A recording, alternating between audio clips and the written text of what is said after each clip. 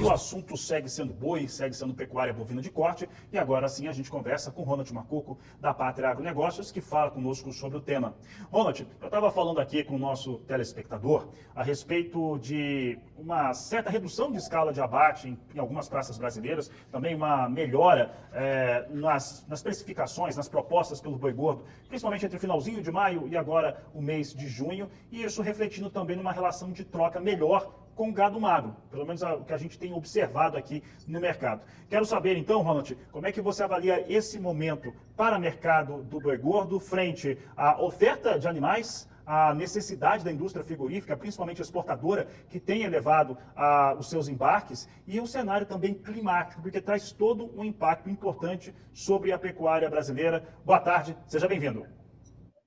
Boa tarde, Fabiano. Boa tarde a todos que nos assistem. E sim, Fabiano, essa melhora foi percebida no mercado físico, não só por escala mais curta, mas com preços também maiores, tá bom, meu amigo? A gente observou nos últimos 20 dias uma melhora aí de R$ 1 por dia, em torno de R$ 20. Isso não só para o boi gordo, não só para boi magro, mas também para a vaca. Eu vou pegar um exemplo do Tocantins, estava conversando com um cliente mais cedo. Em torno de 18, 20 dias atrás, uma vaca magra, Fabiano, sendo precificado no Tocantins, próximo a R$ 240, 245. Hoje, no mesmo frigorífico, na mesma localidade, escala em torno de 8 a 7 dias para a vaca, pagou para ele 2,65 na vaca gorda. Então, a gente viu essa melhora. O boi era um boi em Praça Paulista, inclusive o contrato maio fechou a R$ 300, redondo ali na bolsa. Hoje é um contrato próximo a 318, 320, teve negócio no mercado físico já rodando em São Paulo. As escalas vêm mais curtas, preço mais firme, não só para boi, não só para boi magro, mas também para vaca. Mas o que se observa é uma oferta de boi magro um pouco menor no mercado. A gente tem uma exportação de animal vivo bem expressiva no mercado físico nos últimos meses. Isso por si só, talvez o boi, que vai entrar no coxo, ele vai ser um pouco mais demandado, um pouco mais brigado nos leilões, na compra direta. Daqui uns dias, daqui mais 10, 15, 20 dias, já começa a ter uma palhada de milho, muitas vezes com braquiária ou necessariamente só a palhada de milho. Então eu vejo também o sojicultor entrando na compra desse bezerro, desse boi magro, uma liquidez maior, mas preço também para as categorias de reposição mais firme. Então o cenário atual é positivo para preço. Esse cenário que você nos fala traz ali um posicionamento que é otimista, tanto para quem trabalha com a cria, quanto também para quem trabalha com a terminação e engorda. Neste momento, quais seriam os pontos que você veria como mais desafiadores para o pecuarista que trabalha, que atua aqui no Brasil, tanto com aquele que faz a terminação, né, do modo que ele atue, mas também com quem trabalha com confinamento, pensando principalmente no final do ano, no último trimestre do ano? O principal desafio hoje é o poder de compra. Nesse momento você comentou que a relação ela melhorou. Mas observa que tem uma oferta menor. Então imagine quem está entrando no confinamento ou que está com boi no coxo, ele está com uma diária de confinamento ou com uma engorda a pasto, uma tip, que você usa também, usa proteinado, usa milho, usa farelo, usa o que você tiver aí na sua dieta pensando numa tip. Esse animal que está saindo agora, ele é um custo de uma dieta um pouco mais caro, porque o milho estava muito aquecido no primeiro semestre, na reta final de 2024. Tá. Hoje, o maior desafio dentro do confinamento ou dentro de uma engorda é a valorização da reposição. Isso é notório. Você pega aí, não é só um, não é só dois, leilões que acontecem próximo a você aí, Fabiano, bezerro já batendo R$ 14. Bezerro de R$ 14 é um bezerro acima de R$ 400. É um bezerro acima de 3 mil, 2.900, depende do peso, tá? Então, bezerro, vou ter dificuldade. Meu poder de compra, eu tenho que ficar muito atento a isso, porque pode ser que o boi tenha uma correção de 10, 20 reais, eu preciso voltar para a compra, minha relação não é tão interessante. Segunda, a oferta menor pensando de boi magro. Isso eu estou falando por clientes. Eu tenho clientes que precisam comprar nos próximos 10, 15, 20 dias, Fabiano, em torno de 4 mil animais. E ele não está achando esses animais. O animal está chegando, já está chegando também com um preço um pouco mais alto em algumas regiões. Opa, a conta para o segundo semestre do confinamento, ela é desafiadora pensando na compra de reposição. Mas, quando eu olho para a parte nutricional de dentro do coxo, temos um milho chegando, até pela uma produção maior, que o sojicultor arriscou e teve clima favorável, produzindo um bom milho. Esse milho hoje, no Mato Grosso, é um milho abaixo de R$ 50, no Goiás, próximo a 50, 52. Então, São Paulo era um milho de R$ 80, R$ 85 em março, hoje é um milho de 65. 66, o próprio indicador CPE. Então, o nutricional aqui vai estar mais barato dentro do coxo. A preocupação, o desafio fica, então, para a compra do garrote, para a compra do bezerro, para a compra da reposição.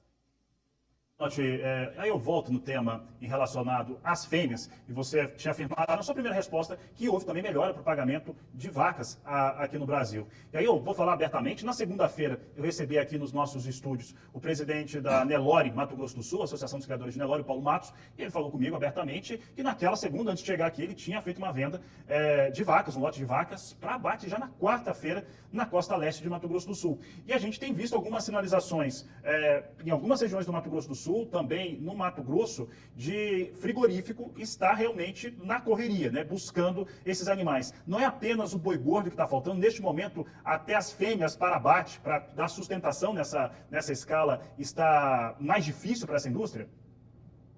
Houve e está acontecendo uma virada do ciclo, tá, Fabiano? E como é que é observado isso? Se você olha o abate de fêmea do primeiro trimestre, olhando o CIF ou o IBGE que sai aí, o próprio IBGE já mostrou isso, o abate de fêmea, comparado 24 com 25 no primeiro trimestre, ele é menor. Então, sim, eu já comecei a reter essas fêmeas para produzir o bezerro, porque nos últimos 2 anos, 2023 e 2024, foi um abate gigantesco, o boi tinha dificuldade de subir, porque havia muita fêmea no abate. Outro fato, há abates em grandes partes do frigorífico em escalas, em operação cheia. Eu estou com um frigorífico, por exemplo, o cliente vendendo preço no Mato Grosso, e aí você pode olhar até no indicador do boi, Fabiano, você observa isso várias semanas. Nós estamos falando desde meados de outubro até agora, no junho de 2020, outubro de 2024 até junho de 2026, 25, boi em Mato Grosso melhor que São Paulo. Não é um mês, não é 2, não é 3, estamos falando de 7 a 8 meses. Existe uma oferta menor de animais pronto no Mato Grosso e existe uma demanda dos frigoríficos maior. Por isso que hoje um boi no Mato Grosso, o cliente ontem em Paranatinga vendeu boi China a R$323. Vendeu novilha a 310. Agora você vai ver um movimento que não foi observado no ano de 23, não foi observado no 24 e também não foi observado no começo do 25, até meados de maio, a fêmea subindo mais que o bezerro nos próximos dias, meu amigo. A gente vai ver isso no 25 e 26. Isso é um cenário, claro, que tem menos oferta. Não quer dizer que a gente tem menos oferta agora que a gente não está produzindo carne, tá? Porque a gente melhorou a eficiência. Mas sim, nos próximos meses, essa corrida ela vai ser percebida e notada. E aí, o próprio presidente trouxe o dado, né? O abate está curto. E se esse abate está curto e tem demanda, a exportação saiu de 20% lá em 2021 para 35% agora. Opa, então tem demanda. O mercado doméstico não está absorvendo, mas exportação está. Quando você traz aqui os dados, Fabiano, você mostra. Primeiro semestre, a exportação é bem menor do que no segundo. Então, segundo semestre, a exportação deve ganhar ainda mais força do que foi o primeiro semestre, que foi excelente. Foi maravilhoso o primeiro semestre. Então, esse movimento, na minha visão, é sem volta. Nossa roupa continua muito depreciada. Apesar do dólar caindo, nós temos a roupa mais barata do mundo em volume para exportação. Então, o Brasil continua sendo atacado com uma oferta um pouco menor, então o preço maior vai ser observado no físico para o pecuarista que está na Rondônia, no Acre, no Parazão, no Maranhão, no Tocantins, que vem nos últimos meses sofrendo muito mais do que o MS, muito mais do que o Goiás, muito mais do que Mato Grosso, São Paulo, nem se diz. Então, assim, essas regiões estavam mais firmes, mas o extremo, Bahia, sofrendo muito com o preço. E para encerrar, você falou de exportação, né? E o mês de junho encerra o primeiro semestre e vem num ritmo muito acelerado. Quando eu falo do ritmo acelerado, é a média diária de embarques, que continua ali acima de 12 mil toneladas, né? 12.300 toneladas, alguma coisa assim. E também o valor médio dessa tonelada, que está melhor do que no mês anterior e muito melhor do que no mesmo período do ano passado. Pensando em oferta no segundo semestre e ritmo de exportação, o que a gente pode ver no valor dessa tonelada de carne bovina exportada pela indústria frigorífica brasileira e no volume também de carne bovina que a gente tem? Porque isso reflete no escoamento interno também no doméstico. O que a gente pode ver neste segundo semestre, Ronald? Eu estou aqui, é muita coincidência, tá, meu amigo? Eu vou fazer aqui uma amostragem, eu estou aqui com um bifão dentro da minha marmita. O que vai acontecer? Observe a exportação, pode ser bem dinâmico. O governo está colocando mais dinheiro na população. Ano de 2026, a gente tem distribuição de renda crescendo. Não estou dizendo que o salário vai crescer, nada nesse sentido. O poder de compra do brasileiro está estagnado nos últimos anos. Mas isso não quer dizer que não há uma maior distribuição. Então a gente vai diminuir o consumo per capita, mas a gente vai aumentar o consumo da população. Mais gente vai comer carne. Então eu não vou comer 2 bifes. Eu gosto de comer 2, 3 bifes por dia. Mas a marmita subiu, opa. Então eu estou comendo um bife só agora. A exportação ganhando força. E ela deve ganhar força. Nós vamos enxugar ainda mais a oferta doméstica. Segundo semestre, a gente tem uma liquidez maior no mercado doméstico, até pela questão de final de ano, demanda, 13º, que começa a entrar nos próximos meses. Então isso, por si só, traz um fator muito positivo para os preços. Quando eu olho exportação, porque o Brasil saiu do governo anterior para o governo atual, meu amigo, de uma exportação de 20% para agora 35%. Opa, nós não exportamos 35%. Isso é um fato. Nós exportamos porque continuamos com a roupa muito depreciada. A nossa tonelada ainda é muito barata. A nossa roupa em dólar hoje, só para ficar claro, que eu sei que a gente traz, não cansa de trazer isso aqui, a gente tem uma roupa de 55, 56 dólares, meu amigo. Quando você pega 56 dólares, eu jogo para a roupa argentina, Paraguai, Uruguai, australiana, que são grandes, que tem volume para exportar, essa arroba já é 10, 12 dólares acima da nossa. Quando eu olho a arroba americana ou a média mundo hoje é uma arroba de 79, 80 dólares. A arroba americana é acima de 110 dólares. A arroba europeia é acima de 120. Então, para responder a pergunta, eu acredito nesse movimento de exportação firme formando preço para o pecuarista. Demanda doméstica crescendo, então tudo isso vai impactar no preço do boi mais caro e muitas vezes o nosso bife aqui também é um pouco mais caro. Mas isso não quer dizer que eu vou diminuir o consumo. Aconteceu agora a gripe aviária. O que aconteceu? Vai ter um impacto no consumo de bovino. Será que vai?